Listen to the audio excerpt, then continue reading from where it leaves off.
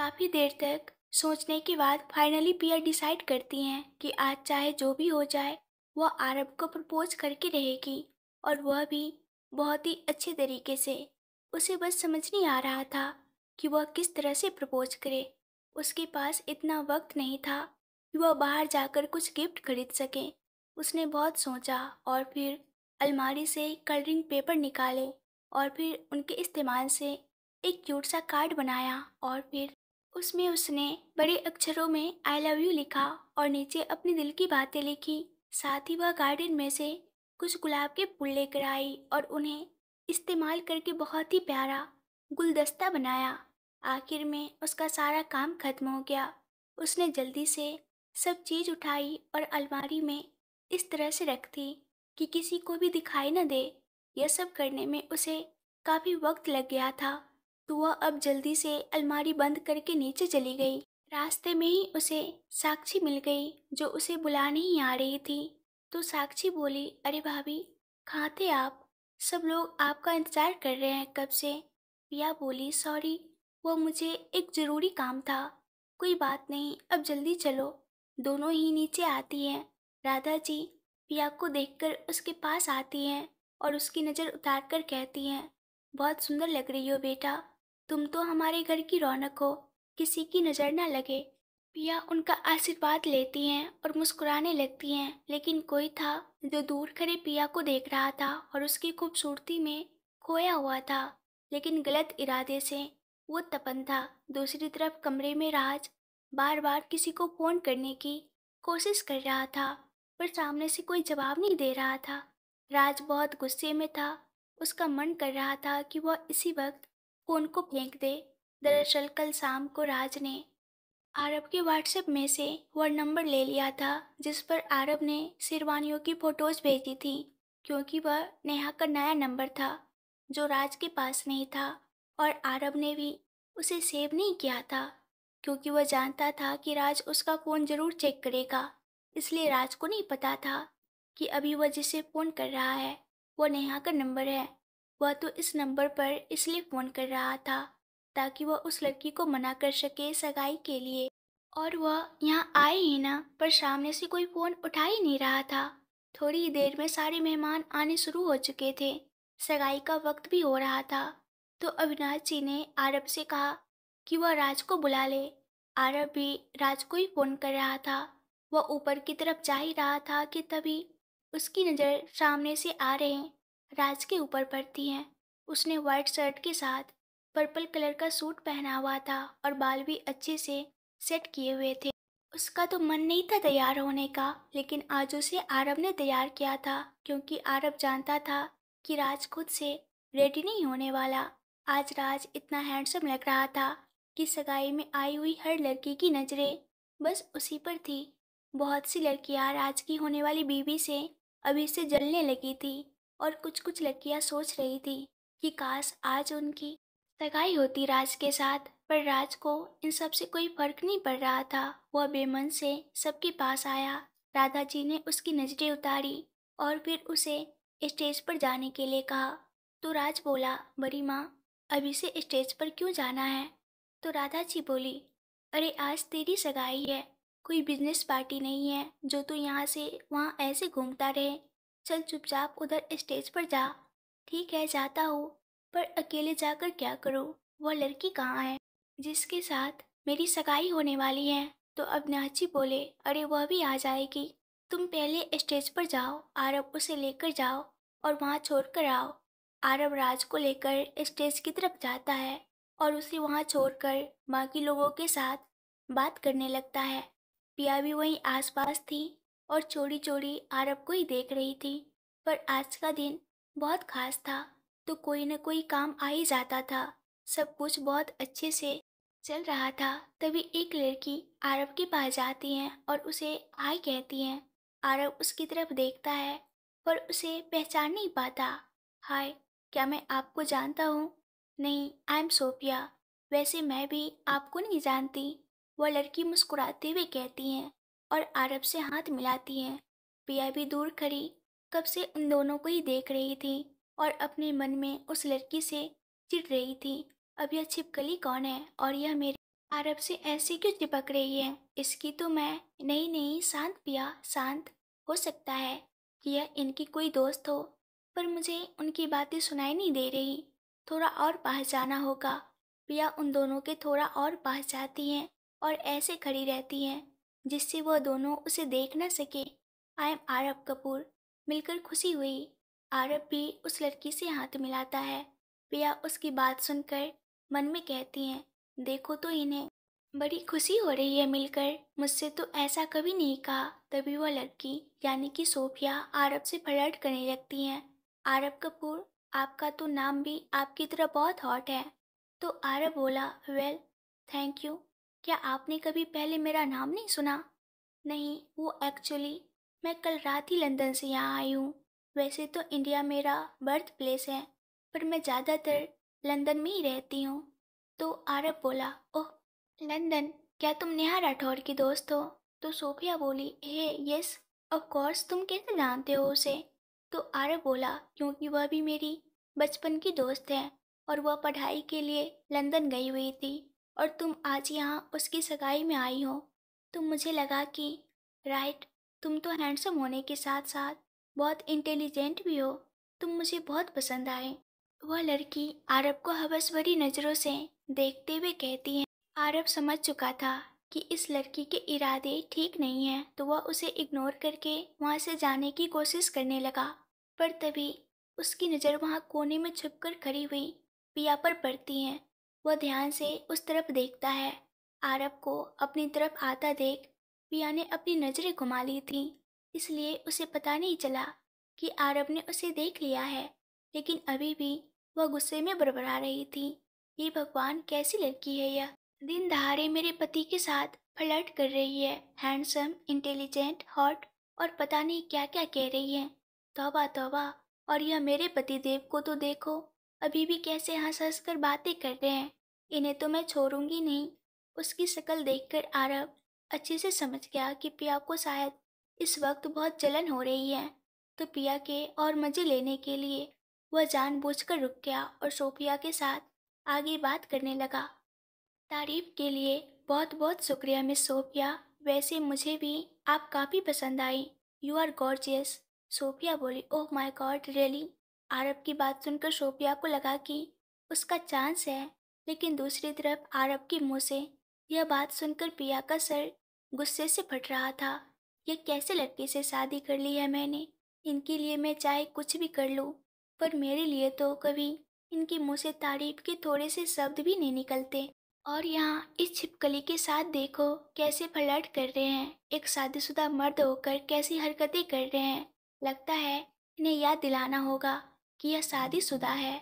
पिया गुस्से में उन दोनों के पास जा ही रही थी कि तभी सोफिया आरब के बहुत करीब आ जाती है और उसके सूट को अपने हाथ में पकड़कर अभी भी उसके साथ फ्लर्ट कर रही थी। यह सब देखकर पिया वहीं रुक जाती है, उसकी आंखों में आंसू आ जाते हैं। सोफिया आरब के चेहरे के पास जाकर उसे किस करने ही वाली थी कि तभी आरब उसे धक्का दे देता है। सोफिया गिरते गिरते बच गई थी। वो गुस्से की नज़र से आरब की तरफ देखती है।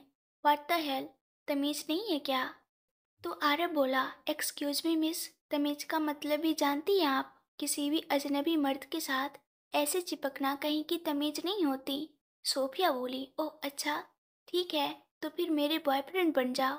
फिर हम अजनबी नहीं रहेंगे। I really like you so much, but I don't. मुझे किसी का भी बॉयफ्रेंड बनने का कोई शौक नहीं है, क्योंकि मेरे पास मेरी बीवी है।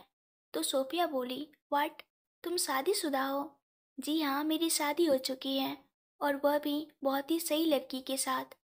तो आगे से घटिया हरकत करने से पहले सोच लेना। आरब की बात सुनकर पिया को थोड़ा सुकून मिलता है।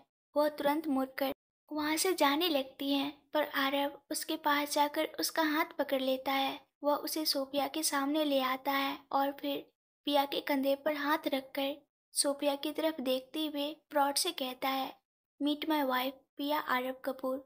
वो लड़की अजीब सी नज़रों से पिया की तरफ देखती है। पिया उसे हाय कहती हैं, पर वो लड़की बिना कुछ कहे गुस्से से वहाँ से चली जाती है। उसके जाने के बाद आरब अपना हाथ पिया के कंधों से हटा लेता है। पिया अभी भी नाराज थी तो वो बिना कुछ कहे वहां से जाने लगती हैं, पर आरव फिर से उसका हाथ पकड़ लेता है। तुम्हें क्या हुआ? मुझे ऐसा क्यों लग रहा है कि तुम मुझसे नाराज हो? तो पिया बोली, मैं कोई नाराज नहीं हूँ, और अगर हूँ भी तो आपको क्या पड़ी है? आप जाओ ना उस छिपकली के साथ फ्लर्ट करो। तो आरव बोला, क्या छिपकली? सीरियसली?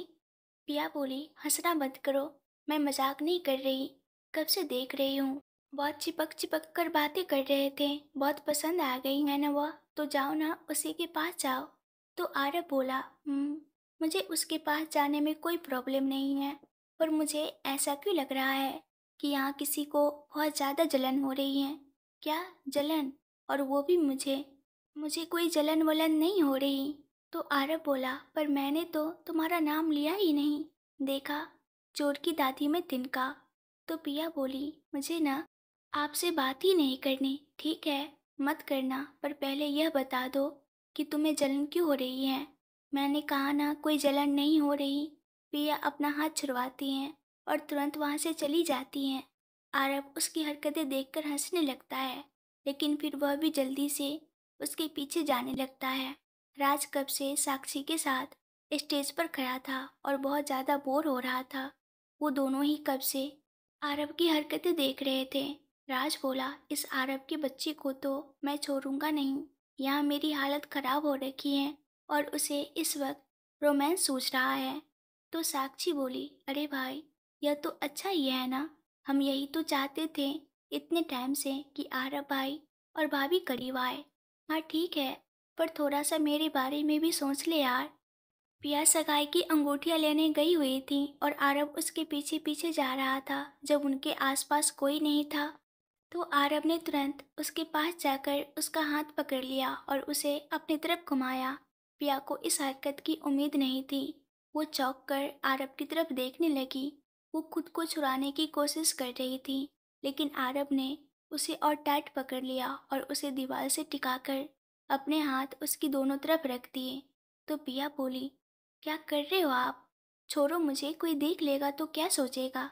देख लेने दो, जो सोचना हो सोचे, चोरी थोड़ी न कर रहे हैं हम, अपनी खुद की बीवी के साथ ही हूं ना, समझ जाएंगे कि रोमांस कर रहा हूँ।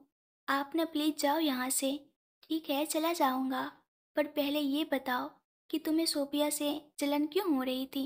मैंने आपसे कहा ना, मुझे कोई जलन नहीं हो रही थी। पिया बार बार इधर उधर देख रही थी। तो आरब ने उससे कहा, ठीक है, तो फिर मेरी आंखों में आंखें डालकर कहो कि तुम्हें जलन नहीं हो रही थी। हाँ ठीक है, हो रही थी जलन, बहुत जलन हो रही थी। मन तो कर रहा था कि मैं उसका मुंह तोड़ दूं, पर इन सब से आपको क्या? आपको क्या फर्क पड़ता है? आपको तो बस उसके साथ फ्लर्ट करना है। आपको तो हर लड़की के साथ फ्लर्ट करना है, और इन लड़कियों को भी कोई और नहीं मिलता है क्या? जिसे देखो वह मेरे पति के पीछे ही पड़ जाती हैं। पहले वो रिया, और अब यह सोफिया। सबको मेरा आरव ही क्यों चाहिए? पिया गुस्से में चिल्लाते हुए इतना कुछ बोल गई कि उसे ध्यान ही नहीं रहा कि उसने अभी अभी क्या कहा, पर आरव ध्यान से उसकी सारी बातें सुन रहा था। पिया फिर भी आगे कहती हैं, आपको सारी लड़कियां नजर आती हैं, सिर्फ मैं ही नजर नहीं आती। मुझसे तो कभी इतने प्यार से बात नहीं की जितना आप इन सब से करते हो। अगर पसंद नहीं हूँ तो बता दीजिए ना, ऐसी दोस्ती के नाम पर मुझे इतना तरपाते क्यों हो? जब पिया थोड़ी सी शांत हुई तो आरब ने उसे धीरे से पूछा, क्या तुमने अभी अभी मेरा आरब कहा? आरब की बात सुनकर पिया एकदम चुप हो गई। उसे समझ नहीं आया कि वह इस बात का क्या जवाब दे, लेकिन आरब ने उसके करीब आते हुए उसे फिर से पूछा, क्या और कुछ भी है तुम्हारे दिल में जो तुम मुझसे कहना चाहती हो? आरब के इस सवाल ने पिया को अंदर तक हिला दिया। पिया ने अपनी आंखें जोर से बंद कर ली और वह एक साथ बहुत कुछ सोचने लगी। आरब उसके चेहरे की तरफ बहुत ध्यान से देख रहा था और उसके जवाब का इंतजार कर रहा था। आखिरकार पिया ने एक गहरी सांस ली और धीरे से अपनी आंखें खोलकर आरब की तरफ देखा। मुझे आपसे कुछ कहना है, मैं सुन रहा हूँ, मैं आपसे, पिया बोल ही रही थी कि तभी आरब का फोन बजने लगता है और वह चुप हो जाती हैं। आरब थोड़ा सा चिढ़ कर अपना फोन निकाल कर देखता है। इस बार फिर से फोन पर मुस्कान का नाम फ्लैश हो रहा था। आरव ने तुरंत उसे काट दिया और एकदम से वह पिया से दूर हो गया। पिया कन्फ्यूजन से आरव की तरफ देख रही थी। क्या हुआ? आप ठीक तो हैं? किसका फ़ोन है? कुछ नहीं। तुम रिंग्स लेकर नीचे जाओ, मुझे कुछ ज़रूरी काम है, मैं अभी आता हूँ। पर अभी कुछ ही देर में नीचे सगाई होने वाली है। नेहा और उसका परिवार भी आता ही होगा। और आप? पिया, मैं बस 10 मिनट में आया, प्लीज़। पिया कुछ नहीं कहती, सिर्फ हाँ में सर हिलाती हैं और आरव तुरंत वहाँ से चला जाता है। आरव सीधा अपने कमरे में जाता है और फ़ोन की तरफ देखने लगता है। उसे समझ नहीं आ रहा था कि इतने वक्त बाद मुस्कान उसे फ़ोन क्यों कर रही है। वो उससे कोई बात नहीं करना चाहता था, पर फिर भी वो खुद को रोक नहीं पाया और उसने उसे कॉल बैक लगाया। जैसे जैसे रिंग बज रही थी, आरव की धड़कनें भी तेज हो रही थी, पर सामने से किसी ने भी फ़ोन नहीं उठाया। आरव ने एक दो बार ट्राई किया, लेकिन किसी ने फ़ोन नहीं उठाया। आरव ने गुस्से में अपना फ़ोन बेड पर फेंक दिया और वहीं अपना सर पकड़कर बैठ गया। यार, यह क्या हो रहा है मेरे साथ? जिस मुस्कान को मैं इतने वक्त से ढूंढ रहा था, आज वो मुझे सामने से फ़ोन कर रही है। पर मैं खुश क्यों नहीं हूँ? पहले मुझे लगता था कि जब मेरी उससे बात होगी, मैं उस पर बहुत गुस्सा करूँगा, उसे बताऊँगा कि मैं उसके बिना नहीं रह सकता। पर अब मुझे कुछ भी अच्छा क्यों नहीं लग रहा। जब भी मुस्कान के बारे में सोचता हूँ, तो मुझे पिया का चेहरा क्यों याद आता है? शायद इसलिए क्योंकि वह मेरी वाइफ है और मैं उसके साथ गलत कर रहा हूँ। क्या सच में सिर्फ यही बात है? यह सब क्या हो रहा है? मुझे कुछ भी समझ नहीं आ रहा। तभी साक्षी भागते हुए वहाँ आती हैं। भाई, कहाँ हो आप? जल्दी से नीचे चलो, नेहा दीदी और सब आ गए हैं। सब आप ही को ढूंढ रहे हैं। भाभी ने कहा कि आप ऊपर कमरे की तरफ आए हो, अब जल्दी से चलो। साक्षी की आवाज़ सुनकर आरव ने अपने आप को संभाला और तुरंत कमरे से बाहर आ गया। दोनों नीचे आ गए। राज जो स्टेज पर खड़ा था और कब से उसकी नज़रें आसपास नेहा को ही ढूंढ रही थी, वह भी दरवाजे की तरफ इतना शोर देखकर समझने की कोशिश करने लगा कि वहाँ क्या हो रहा है। तभी वहाँ से किसी ने गुजरते हुए कहा कि देखो, होने वाली दुल्हन आ गई। तो राज समझ गया कि लड़की वाले आ गए होंगे। उसकी नज़रें अब पहले से भी ज़्यादा स्पीड में नेहा को ढूंढने लगी, लेकिन नेहा तो बाहर थी लड़की वालों के साथ। नेहा ने डार्क पर्पल कलर के लहंगे के साथ हल्की गुलाबी रंग का दुपट्टा ओढ़ रखा था। उसका पर्पल लहंगा और लाइट पिंक दुपट्टा एक साथ मिलकर बहुत ही सुंदर दिख रहे थे। यह रंगों का मिश्रण उसे और भी ग्रेसफुल बना देता है। और साथ गले में नेकलेस के साथ कानों में बड़ी सी इयररिंग्स पहन रखी थी। उसका लहंगा बहुत ही सुंदर था, जिसमें जरी और कढ़ाई काम किया गया था। उसके ब्लाउज का डिजाइन भी बड़ा शानदार था। उसके हाथ में चूड़ियाँ और हार थे, जो उसके सौंदर्य को और भी बढ़ा रहे थे। वह सचमुच एक दिलकश ब्राइड दिख रही थी। आरव ने नेहा की एंट्री के लिए स्पेशल तैयारी करवाई थी। जब नेहा अंदर आ रही थी, तो उसके आगे काफी लोग खड़े थे और जानबूझकर नेहा के आगे सफेद जरी वाली चादर इस तरह से लगाई हुई थी, जिससे राज को नेहा का चेहरा दिखाई न दे। नेहा एंट्री गेट से अंदर आ रही थी, डेकोरेटेड एंट्री गेट जो स्टेज से थोड़ा दूर था। राज स्टेज पर उनके बैठने के लिए रखी हुई जगह से खड़ा होकर बहुत कोशिश कर रहा था उस लड़की का चेहरा देखने की, जिसके साथ थोड़ी ही देर में उसकी सगाई होने वाली थी।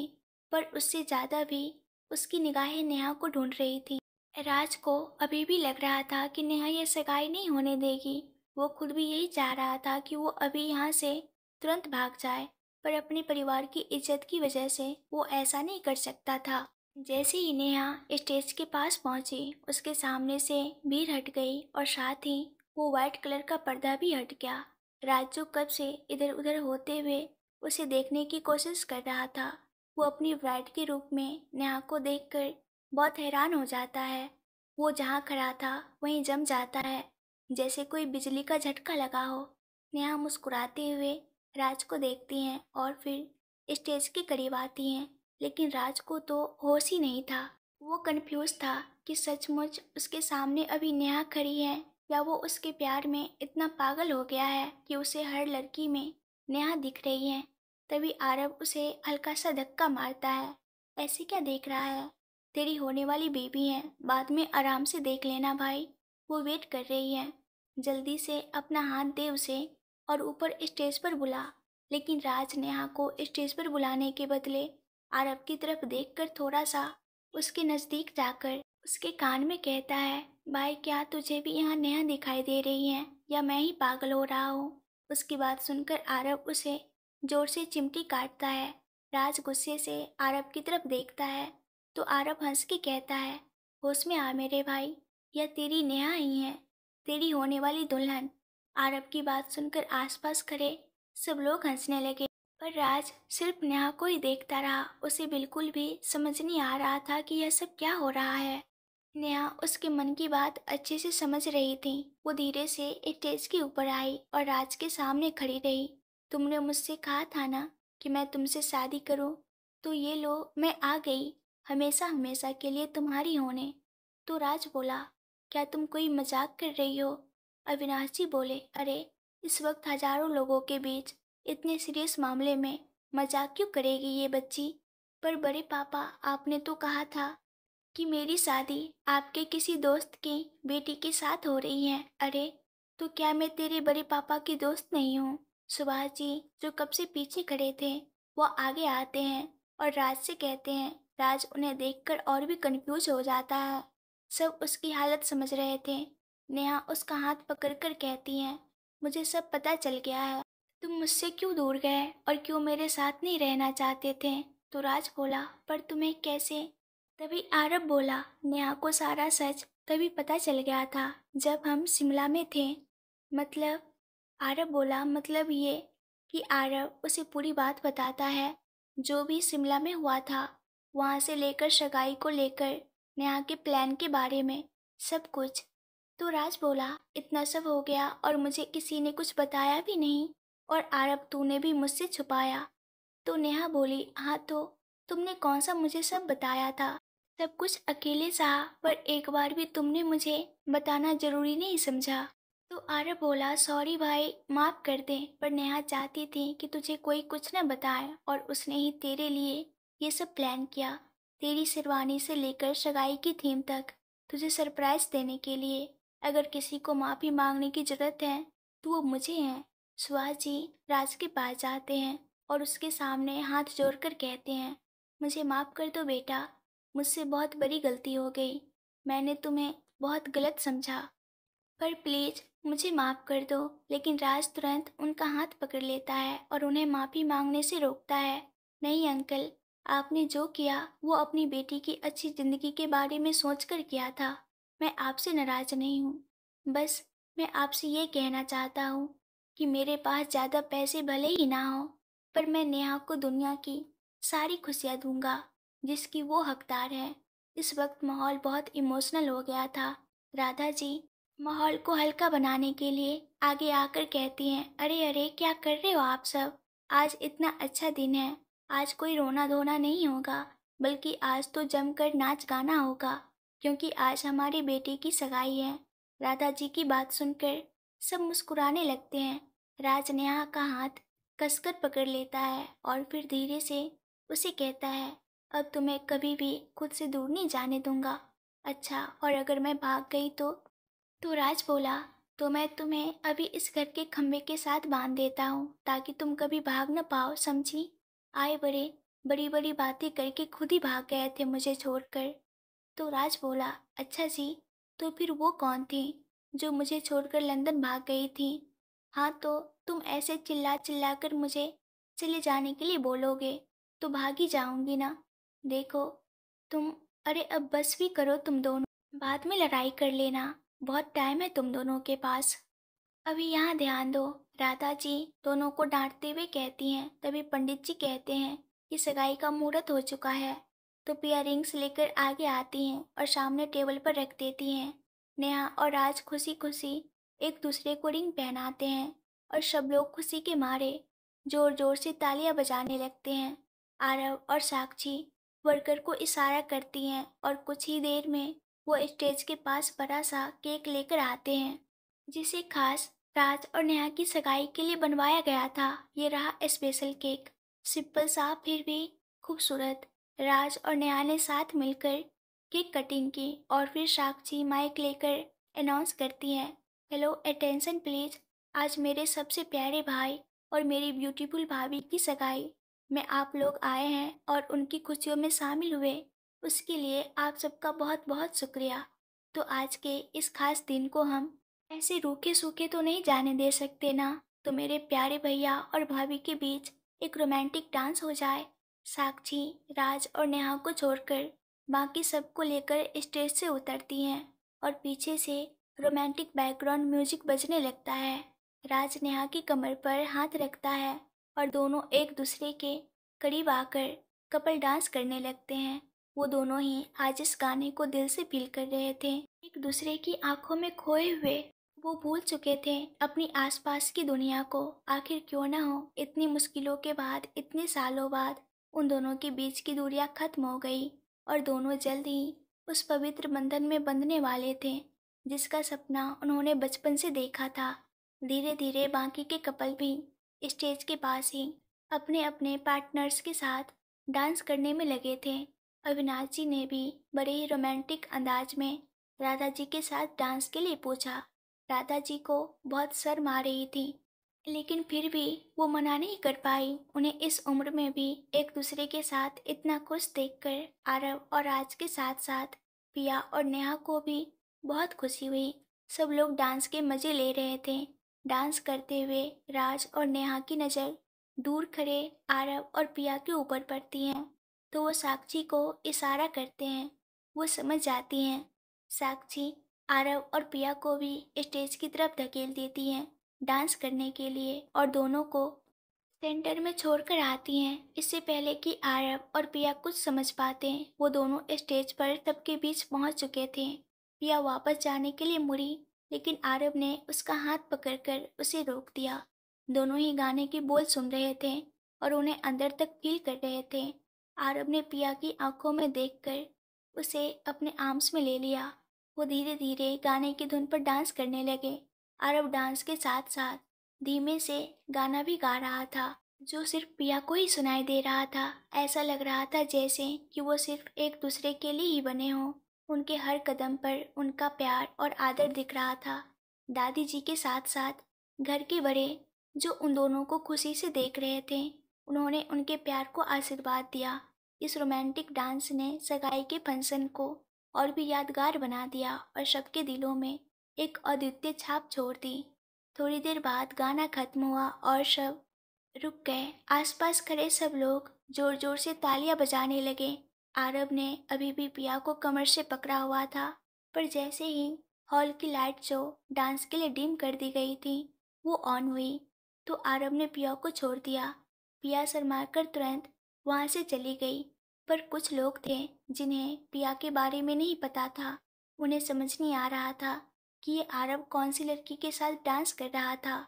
सब लोग आपस में पिया को लेकर खुसुर फुसुर करने लगते हैं। कुछ लोग कहते हैं कि आरव कपूर की शादी तो मिस्टर मनीष मल्होत्रा की बेटी मुस्कान के साथ तय हुई थी ना, तो फिर ये लड़की कौन है और घर वालों के साथ भी ऐसे घुल मिल रही है जैसे बरसों से इनके साथ ही रहती हो। अविनाश जी, जो सुभाष जी के पास खड़े बातें कर रहे थे, वो इन सब की बातें सुनते हैं। उन्हें ये सब बातें सुनकर कुछ अच्छा नहीं लगा और उनका मन उदास हो गया। सुभाष जी समझ रहे थे कि क्या चल रहा है। उन्होंने अविनाश जी के कंधे पर हाथ रखते हुए कहा, मैं जानता हूँ तू क्या सोच रहा है, पर इस परेशानी का हल भी तुझे अच्छे से पता है। तो अविनाश जी बोले, मुझे आज ही इस बारे में सबसे बात करनी होगी। थोड़ी देर बाद फंक्शन खत्म हो चुका था। आधे से ज़्यादा मेहमान खाना खाकर अपने अपने घर चले गए थे। अब बस घर में कुछ ही लोग बचे थे। सब खाना खाकर शांति से एक जगह बैठकर बातें कर रहे थे। दूसरी तरफ राधा जी आरव को लेकर एक कोने में जाती हैं और उससे कहती हैं, एक बहुत बड़ी प्रॉब्लम हो गई है बेटा। तो आरव बोला, क्या हुआ माँ, आप इतना परेशान क्यों हो? पिया वहाँ से गुजर रही थी, तो उसकी नज़र भी उनकी तरफ जाती हैं। वो राधा जी को परेशान देखकर रुक जाती हैं और उनके पास जाती हैं। क्या बात है, आप दोनों परेशान लग रहे हो? राधा जी बोली, वो दरअसल बात ये है कि नेहा की सगाई के बाद शगुन में देने के लिए हमने जो हार मंगवाया था वो अभी तक घर नहीं पहुंचा है। और जब हमने फ़ोन लगाकर जांच की तो उन्होंने कहा कि उनके यहाँ किसी प्रॉब्लम की वजह से वो घर पर नहीं आ सकते उसे देने। हम में से कोई जाकर उसे ले आए। अब ऐसे आखिरी वक्त में हम कैसे मैनेज करें? अगर शगुन नहीं देंगे तो भी अच्छा नहीं लगेगा। तो आरव बोला, अरे माँ, आप भी ना, बस इतनी सी बात, इसमें इतना परेशान होने की क्या ज़रूरत है? मैं हूँ ना, मैं अभी जाकर लेकर आता हूँ, फिर आप उसे नेहा को दे देना। अरे पर ऐसे घर में सब है और तेरा यूँ जाना, और पता नहीं क्यों पर आज जी बड़ा घबरा रहा है। अरे माँ, तुम भी ना यूं ही फिक्र करती रहती हो। तो पिया बोली, आप फिक्र मत करो माँ, मैं इनके साथ जाती हूँ। हम साथ जाकर ले आते हैं नेहा का शगुन। मैं सब ध्यान रखूंगी। आप सबके साथ बैठिए और बिल्कुल भी परेशान मत होना। तो राधा जी बोली, अरे वाह, ये ठीक रहेगा आरव, तू पिया को अपने साथ ले जा और हाँ, दोनों संभाल कर जाना, ठीक है? ठीक है माँ, हम आते हैं। आरव और पिया एक साथ घर के बाहर जाते हैं। पर आज घर के बाहर निकलते वक्त पिया को भी कुछ अजीब लग रहा था। माँ ने कहा कि उनका जी घबरा रहा है। मेरे साथ भी तो यही हो रहा है कुछ वक्त से। ये भगवान, ये क्या हो रहा है? घर में कितनी खुशियाँ है, सब लोग कितने खुश हैं। ऐसे में ये कैसा डर है जो मुझे सता रहा है? कहीं कुछ? पिया अपनी सोच में खोई हुई चले जा रही थी। उसे ये भी ध्यान नहीं रहा कि आरव कब का आगे चला गया।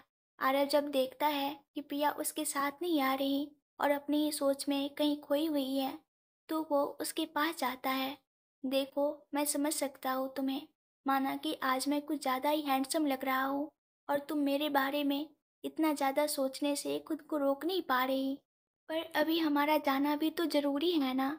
तो तुम प्लीज़ अभी थोड़ा कंट्रोल कर लो मेरी जान, फिर हमारे बारे में हम वापस आकर अकेले में बात करेंगे, ठीक है?